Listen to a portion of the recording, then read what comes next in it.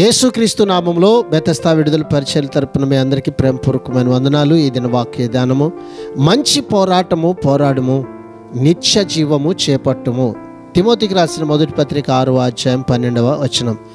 దేవుడు శాశ్వత జీవాన్ని మనకు అందుబాటులో ఉంచాడు, అయితే దాన్ని మనం చేపట్టాలి. శాశ్వత జీవం ఉన్నవారు దేవుడు దీనిని ఇచ్చినప్పుడు దానితో పాటు ఇచ్చిన వాటిని తీసుకొని ఉపయోగించుకోవాలి.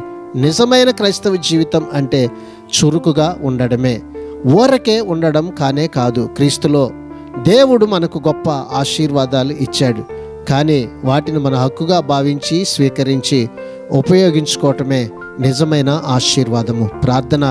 మహాగణుడా, మహోన్నతుడా, జీవాధిపతి, మా మంచి యేసయ్య, నీ మహాకృపను బట్టి ప్రేమించి మరొక నూతన దినాన్ని మాకు ఇచ్చినందుకు నీకు వందనాలు, స్తోత్రాలు చెల్లిస్తూ నిత్య జీవమును అయ్యా మేము కోరుకొని నిత్య జీవమునకు మేము వారసులు మగినట్లుగా ప్రభువా, ఈ భూమి మీద మీ పక్షంగా మంచి పోరాటము పోరాడుతూ అయ్యా మా ఆధ్యాత్మిక జీవితంలో మీ పక్షంగా నిలబడే కృప ఈ దినమన్ని ప్రజలమైన మాకు అందరికీ మీరు దయచేయమని యేసు పరిశుద్ధ నామమును బట్టి ప్రార్థించి అడిగి వేడుకుంటున్నాము తండ్రి. ఆమెన్.